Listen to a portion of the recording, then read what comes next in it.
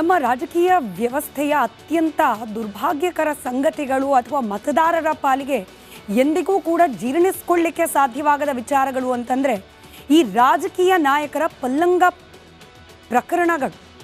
ಅದು ಬಹಿರಂಗ ಆಗಿದ್ದು, ಹಾಗೆ ಅದನ್ನು ರಾಜಕೀಯ ಉದ್ದೇಶಕ್ಕಾಗಿ ಬಳಕೆ ಮಾಡಿಕೊಂಡಿದ್ದು. ಇದರ ಜೊತೆಯಲ್ಲೇ ಸದನದಲ್ಲಿ ಬ್ಲೂ ಫಿಲ್ಮ್ ನೋಡಿದ್ರು ಅನ್ನೋ ಆರೋಪ, ಅನೇಕ ಜನಪ್ರತಿನಿಧಿಗಳ ಅಶ್ಲೀಲ ವಿಡಿಯೋಗಳನ್ನು ಚಿತ್ರೀಕರಣ ಮಾಡಿದ್ದು, ಅದ್ರ ಒಳಗಿದ್ದವ್ರದ್ದು ಕೂಡ ಯಾರ ವಿಡಿಯೋ ಚಿತ್ರೀಕರಣ ಆಗಿತ್ತು ಅವರದ್ದು ತಪ್ಪೇ ಮಾಡಿ ಅದನ್ನು ರಾಜಕೀಯವಾಗಿ ಬಳಕೆ ಮಾಡಿಕೊಳ್ಳೋರ್ದು ತಪ್ಪೇ. ಇದನ್ನೆಲ್ಲ ನೋಡುವ ದೌರ್ಭಾಗ್ಯ ಕರ್ನಾಟಕದ ಮತದಾರರು.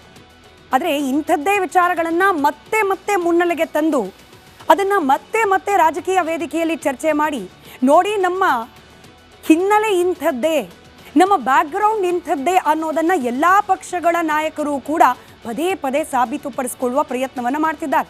ಈಗ ಕಾಂಗ್ರೆಸ್ ಹಾಗೆ JDSನ ನಡುವೆ ನಡೀತಿರೋದು ಕೂಡ ಅಂಥದ್ದೇ ಹೊಲಸು ರಾಜಕೀಯ.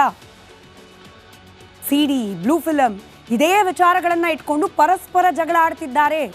ಸಾಧನೆ, ಜನಪರ ಯೋಜನೆಗಳು, ಇದರ ವಿಚಾರದಲ್ಲಿ ಚರ್ಚೆ ಇಷ್ಟು ಜೋರಾಗಿ ನಡೆಯೋದೇ ಇಲ್ಲ. ನಡೆಯೋದು ಯಾವ ವಿಚಾರದಲ್ಲಿ ಚರ್ಚೆ? ಯಾವ ಪಕ್ಷದ ನಾಯಕರು ಎಷ್ಟು ಕೆಳಮಟ್ಟಕ್ಕೆ ಇಳಿದಿದ್ರು ಅದನ್ನು ಇನ್ನೊಂದು ಪಕ್ಷದವರು ಇನ್ನೆಷ್ಟು ಕೆಳಮಟ್ಟಕ್ಕೆ ಇಳಿದು ಬಳಕೆ ಮಾಡಿಕೊಳ್ತು, ಈ ವಿಚಾರನೇ ಜೋರ್ ಚರ್ಚೆ. ಇದೀಗ ಕಾಂಗ್ರೆಸ್ ವರ್ಸಸ್ JDS ಈ ಜಟಾಪಟಿಯಲ್ಲೂ ಕೂಡ ಇದೇ ವಿಚಾರ ಚರ್ಚೆಯ ವಸ್ತು. ಟ್ವಿಟರ್ನಲ್ಲಿ ವಾರ್ ನಡೆಸ್ತಾ ಇದ್ದಾರೆ JDS ಹಾಗೆ ಕಾಂಗ್ರೆಸ್ನ ನಾಯಕರು. JDS ಮಾಡಿದ್ದ ಟ್ವೀಟ್ಗೆ ಕಾಂಗ್ರೆಸ್ ಕೂಡ ಕೌಂಟರ್ ಟ್ವೀಟ್ ಅಟ್ಯಾಕ್ ಅನ್ನೇ ಮಾಡಿದೆ. ಅದರಲ್ಲಿ ಗೊತ್ತಿರುವ ಎಲ್ಲ ಕ್ರಿಯೇಟಿವ್ ಪದಗಳನ್ನು ಬಳಕೆ ಮಾಡಿಕೊಂಡು JDSಗೆ ಕೌಂಟರ್ ಕೊಡು. ಈಕ್ವಲಿ JDS ಕೂಡ ಅದೇ ಕೆಲಸ ಮಾಡಿದ್ದು. ಇದೀಗ ಈಕ್ವಲಿ ಕಾಂಗ್ರೆಸ್ ಕೂಡ ಅದೇ ಧಾಟಿಯಲ್ಲಿ ಉತ್ತರ ಕೊಡುವ ಪ್ರಯತ್ನವನ್ನು ಮಾಡ್ತಾ ಇದೆ. JDS ಪಕ್ಷದ ಕೆಲ ಯುವ ನಾಯಕರ ಬಂಡವಾಳವನ್ನು ಮುಂದಿಟ್ಟುಕೊಂಡು JDS ಪಕ್ಷದ ಮರ್ಯಾದೆ ತೆಗೆಯೋ ಕೆಲಸವನ್ನು ಕಾಂಗ್ರೆಸ್ನವ್ರು ಮಾಡ್ತಾ ಇದ್ದಾರೆ. ನಿಮ್ಮದು ಸೆಕ್ಯೂರ್ಡ್ ಬ್ಲೂ ಬಾಯ್ಸ್ ಪಾರ್ಟಿ ಅನ್ನೋದು ಮರ್ತು ಹೋಗ್ಬಿಟ್ಟಿದ್ದೀರಾ ನೀವು. ಅದು ಎಷ್ಟು ಬೇಗ ಮರ್ತು ಹೋಯ್ತಾ ನಿಮಗೆ? ಶಾಂತಂ ಪಾಪಂ ಅಂತ ಹೇಳಿ ಕಾಂಗ್ರೆಸ್ ಟ್ವೀಟ್ ಮೂಲಕ ಕುಟುಕ್ತಾ ಇದೆ. ಬ್ಲೂ ಫಿಲಮ್ ನಿರ್ಮಾಪಕರು ನೀವು, ನಿರ್ದೇಶಕರು ನಿಮ್ಮಲ್ಲಿದ್ದಾರೆ ಅನೇಕರು. ಎಲ್ಲಕ್ಕಿಂತ ಮಿಗಿಲಾಗಿ ಈ ಬ್ಲೂ ಫಿಲಮ್ನ ಪಾತ್ರಧಾರಿಗಳು ನಿಮ್ಮ ಪಕ್ಷದಲ್ಲಿ ತುಂಬಿ ತುಳುಕ್ತಾ ಇದ್ದಾರೆ. ನಿಮ್ಮ ಹುಡುಗ ನಿರ್ಮಿಸಿ ನಟಿಸಿದ ಚಿತ್ರ ವರ್ಲ್ಡ್ ವೈಡ್ ಫೇಮಸ್ ಆಗಿದೆ ಹೇಳಿದ್ರೆ ನಿಮಗೆ ಗೊತ್ತಾಗಿರುತ್ತೆ. ಹಾಸನ ಮೂಲದ ರಾಜಕಾರಣಿ, ದೊಡ್ಡಗೌಡ್ರ ಮನೆಯ ಭವಿಷ್ಯದ ಆಶಾಕಿರಣ ಅಂತ ಭಾವಿಸಲಾಗಿದ್ದ ವ್ಯಕ್ತಿ ಸದ್ಯಕ್ಕೆ ಪರಪ್ಪನ ಅಗ್ರಹಾರ ಜೈಲಿನಲ್ಲಿ ಇದ್ದಾರೆ ಅಂತ ಇದ್ದಾರೋ ಅಥವಾ ಅಲ್ಲೇನಾದರೂ ರಾಜಾತಿಥ್ಯ ಎಲ್ರಿಗೂ ಗೊತ್ತಿಲ್ಲದಲ್ಲೇ ಸಿಗ್ತಾ ಇದೆಯೋ ಗೊತ್ತಿಲ್ಲ. ಆದರೆ ಸದ್ಯಕ್ಕಂತೂ ಜೈಲಿನಲ್ಲಿದ್ದಾರೆ. ಈ ವಿಚಾರವನ್ನು ಮುಂದಿಟ್ಕೊಂಡು ಹಾಸನ ಬ್ಲೂ ಹೆಸರಿನ ಸಿನಿಮಾ ವರ್ಲ್ಡ್ ಫೇಮಸ್ ಆಗಿದೆ ಅಂತ ಹೇಳಿ JDS ಪಕ್ಷವನ್ನು ಕುಟುಕಿದೆ ಕಾಂಗ್ರೆಸ್ ಪಾರ್ಟಿ.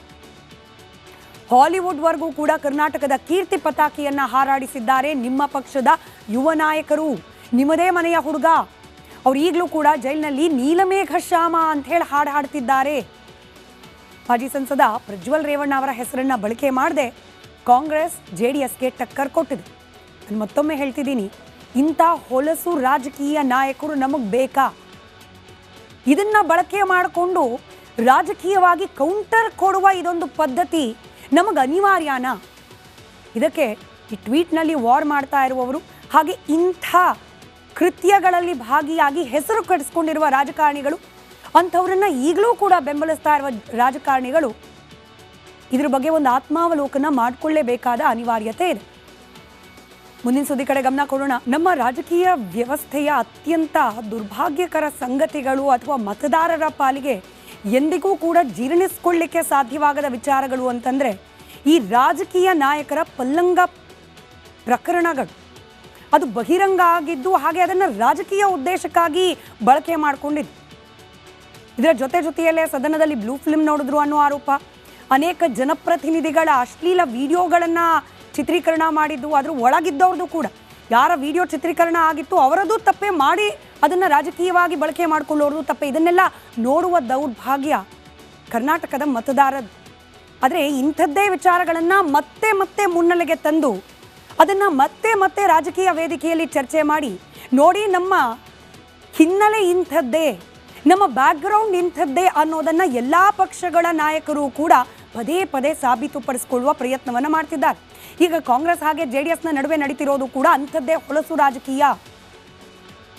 ಸಿಡಿ, ಬ್ಲೂ ಫಿಲಂ ಇದೇ ವಿಚಾರಗಳನ್ನು ಇಟ್ಕೊಂಡು ಪರಸ್ಪರ ಜಗಳ ಆಡ್ತಿದ್ದಾರೆ. ಸಾಧನೆ, ಜನಪರ ಯೋಜನೆಗಳು ಇದರ ವಿಚಾರದಲ್ಲಿ ಚರ್ಚೆ ಇಷ್ಟು ಜೋರಾಗಿ ನಡೆಯೋದೇ ಇಲ್ಲ. ನಡೆಯೋದು ಯಾವ ವಿಚಾರದಲ್ಲಿ ಚರ್ಚೆ? ಯಾವ ಪಕ್ಷದ ನಾಯಕರು ಎಷ್ಟು ಕೆಳಮಟ್ಟಕ್ಕೆ ಇಳಿದಿದ್ರು ಅದನ್ನು ಇನ್ನೊಂದು ಪಕ್ಷದವರು ಇನ್ನೆಷ್ಟು ಕೆಳಮಟ್ಟಕ್ಕೆ ಇಳಿದು ಬಳಕೆ ಮಾಡಿಕೊಳ್ತು, ಈ ವಿಚಾರನೇ ಜೋರ್ ಚರ್ಚೆ. ಇದೀಗ ಕಾಂಗ್ರೆಸ್ ವರ್ಸಸ್ JDS ಈ ಜಟಾಪಟಿಯಲ್ಲೂ ಕೂಡ ಇದೇ ವಿಚಾರ ಚರ್ಚೆಯ ವಸ್ತು. ಟ್ವಿಟರ್ನಲ್ಲಿ ವಾರ್ ನಡೆಸ್ತಾ ಇದ್ದಾರೆ JDS ಹಾಗೆ ಕಾಂಗ್ರೆಸ್ನ ನಾಯಕರು. JDS ಮಾಡಿದ್ದ ಟ್ವೀಟ್ಗೆ ಕಾಂಗ್ರೆಸ್ ಕೂಡ ಕೌಂಟರ್ ಟ್ವೀಟ್ ಅಟ್ಯಾಕ್ ಅನ್ನೇ ಮಾಡಿದೆ. ಅದರಲ್ಲಿ ಗೊತ್ತಿರುವ ಎಲ್ಲ ಕ್ರಿಯೇಟಿವ್ ಪದಗಳನ್ನು ಬಳಕೆ ಮಾಡಿಕೊಂಡು JDSಗೆ ಕೌಂಟರ್ ಕೊಡು. ಈಕ್ವಲಿ JDS ಕೂಡ ಅದೇ ಕೆಲಸ ಮಾಡಿದ್ದು. ಇದೀಗ ಈಕ್ವಲಿ ಕಾಂಗ್ರೆಸ್ ಕೂಡ ಅದೇ ಧಾಟಿಯಲ್ಲಿ ಉತ್ತರ ಕೊಡುವ ಪ್ರಯತ್ನವನ್ನು ಮಾಡ್ತಾ ಇದೆ. JDS ಪಕ್ಷದ ಕೆಲ ಯುವ ನಾಯಕರ ಬಂಡವಾಳವನ್ನು ಮುಂದಿಟ್ಟುಕೊಂಡು JDS ಪಕ್ಷದ ಮರ್ಯಾದೆ ತೆಗೆಯೋ ಕೆಲಸವನ್ನು ಕಾಂಗ್ರೆಸ್ನವ್ರು ಮಾಡ್ತಾ ಇದ್ದಾರೆ. ನಿಮ್ಮದು ಸೆಕ್ಯೂರ್ಡ್ ಬ್ಲೂ ಬಾಯ್ಸ್ ಪಾರ್ಟಿ ಅನ್ನೋದು ಮರ್ತು ಹೋಗ್ಬಿಟ್ಟಿದ್ದೀರಾ ನೀವು. ಅದು ಇಷ್ಟು ಬೇಗ ಮರ್ತು ಹೋಯ್ತಾ ನಿಮಗೆ? ಶಾಂತಂ ಪಾಪಂ ಅಂತ ಹೇಳಿ ಕಾಂಗ್ರೆಸ್ ಟ್ವೀಟ್ ಮೂಲಕ ಕುಟುಕ್ತಾ ಇದೆ. ಬ್ಲೂ ಫಿಲಂ ನಿರ್ಮಾಪಕರು ನೀವು, ನಿರ್ದೇಶಕರು ನಿಮ್ಮಲ್ಲಿದ್ದಾರೆ ಅನೇಕರು. ಎಲ್ಲಕ್ಕಿಂತ ಮಿಗಿಲಾಗಿ ಈ ಬ್ಲೂ ಫಿಲಂನ ಪಾತ್ರಧಾರಿಗಳು ನಿಮ್ಮ ಪಕ್ಷದಲ್ಲಿ ತುಂಬಿ ತುಳುಕ್ತಾ ಇದ್ದಾರೆ. ನಿಮ್ಮ ಹುಡುಗ ನಿರ್ಮಿಸಿ ನಟಿಸಿದ ಚಿತ್ರ ವರ್ಲ್ಡ್ ವೈಡ್ ಫೇಮಸ್ ಆಗಿದೆ ಅಂತ ಹೇಳಿದ್ರೆ ನಿಮಗೆ ಗೊತ್ತಾಗಿರುತ್ತೆ. ಹಾಸನ ಮೂಲದ ರಾಜಕಾರಣಿ, ದೊಡ್ಡಗೌಡ್ರ ಮನೆಯ ಭವಿಷ್ಯದ ಆಶಾಕಿರಣ ಅಂತ ಭಾವಿಸಲಾಗಿದ್ದ ವ್ಯಕ್ತಿ ಸದ್ಯಕ್ಕೆ ಪರಪ್ಪನ ಅಗ್ರಹಾರ ಜೈಲಿನಲ್ಲಿ ಇದ್ದಾರೆ ಅಂತ ಇದ್ದಾರೋ ಅಥವಾ ಅಲ್ಲೇನಾದರೂ ರಾಜಾತಿಥ್ಯ ಎಲ್ರಿಗೂ ಗೊತ್ತಿಲ್ಲದಲ್ಲೇ ಸಿಗ್ತಾ ಇದೆಯೋ ಗೊತ್ತಿಲ್ಲ. ಆದರೆ ಸದ್ಯಕ್ಕಂತೂ ಜೈಲಿನಲ್ಲಿದ್ದಾರೆ. ಈ ವಿಚಾರವನ್ನು ಮುಂದಿಟ್ಕೊಂಡು ಹಾಸನ ಬ್ಲೂ ಹೆಸರಿನ ಸಿನಿಮಾ ವರ್ಲ್ಡ್ ಫೇಮಸ್ ಆಗಿದೆ ಅಂತ ಹೇಳಿ JDS ಪಕ್ಷವನ್ನು ಕುಟುಕಿದೆ ಕಾಂಗ್ರೆಸ್ ಪಾರ್ಟಿ. ಹಾಲಿವುಡ್ವರೆಗೂ ಕೂಡ ಕರ್ನಾಟಕದ ಕೀರ್ತಿ ಪತಾಕಿಯನ್ನು ಹಾರಾಡಿಸಿದ್ದಾರೆ ನಿಮ್ಮ ಪಕ್ಷದ ಯುವ ನಾಯಕರು. ನಿಮ್ಮದೇ ಮನೆಯ ಹುಡುಗ, ಅವ್ರು ಈಗಲೂ ಕೂಡ ಜೈಲಿನಲ್ಲಿ ನೀಲಮೇಘಶ್ಯಾಮ ಅಂತ ಹೇಳಿ ಹಾಡ್ತಿದ್ದಾರೆ. ಮಾಜಿ ಸಂಸದ ಪ್ರಜ್ವಲ್ ರೇವಣ್ಣ ಅವರ ಹೆಸರನ್ನು ಬಳಕೆ ಮಾಡದೆ ಕಾಂಗ್ರೆಸ್ JDSಗೆ ಟಕ್ಕರ್ ಕೊಟ್ಟಿದೆ. ನಾನು ಮತ್ತೊಮ್ಮೆ ಹೇಳ್ತಿದ್ದೀನಿ, ಇಂಥ ಹೊಲಸು ರಾಜಕೀಯ ನಾಯಕರು ನಮಗೆ ಬೇಕಾ? ಇದನ್ನ ಬಳಕೆ ಮಾಡಿಕೊಂಡು ರಾಜಕೀಯವಾಗಿ ಕೌಂಟರ್ ಕೊಡುವ ಇದೊಂದು ಪದ್ಧತಿ ನಮಗೆ ಅನಿವಾರ್ಯನಾ? ಇದಕ್ಕೆ ಈ ಟ್ವೀಟ್ನಲ್ಲಿ ವಾರ್ ಮಾಡ್ತಾ ಇರುವವರು ಹಾಗೆ ಇಂಥ ಕೃತ್ಯಗಳಲ್ಲಿ ಭಾಗಿಯಾಗಿ ಹೆಸರು ಕಟ್ಟಿಸ್ಕೊಂಡಿರುವ ರಾಜಕಾರಣಿಗಳು, ಅಂಥವ್ರನ್ನ ಈಗಲೂ ಕೂಡ ಬೆಂಬಲಿಸ್ತಾ ಇರುವ ರಾಜಕಾರಣಿಗಳು ಇದ್ರ ಬಗ್ಗೆ ಒಂದು ಆತ್ಮಾವಲೋಕನ ಮಾಡಿಕೊಳ್ಳೇಬೇಕಾದ ಅನಿವಾರ್ಯತೆ ಇದೆ. ಮುಂದಿನ ಸುದ್ದಿ ಕಡೆ ಗಮನ ಕೊಡೋಣ. ನಮ್ಮ ರಾಜಕೀಯ ವ್ಯವಸ್ಥೆಯ ಅತ್ಯಂತ ದುರ್ಭಾಗ್ಯಕರ ಸಂಗತಿಗಳು ಅಥವಾ ಮತದಾರರ ಪಾಲಿಗೆ ಎಂದಿಗೂ ಕೂಡ ಜೀರ್ಣಿಸ್ಕೊಳ್ಳಿಕ್ಕೆ ಸಾಧ್ಯವಾಗದ ವಿಚಾರಗಳು ಅಂತಂದರೆ ಈ ರಾಜಕೀಯ ನಾಯಕರ ಪಲ್ಲಂಗ ಪ್ರಕರಣಗಳು. ಅದು ಬಹಿರಂಗ ಆಗಿದ್ದು, ಹಾಗೆ ಅದನ್ನು ರಾಜಕೀಯ ಉದ್ದೇಶಕ್ಕಾಗಿ ಬಳಕೆ ಮಾಡಿಕೊಂಡಿದ್ದು. ಇದರ ಜೊತೆಯಲ್ಲೇ ಸದನದಲ್ಲಿ ಬ್ಲೂ ಫಿಲ್ಮ್ ನೋಡಿದ್ರು ಅನ್ನೋ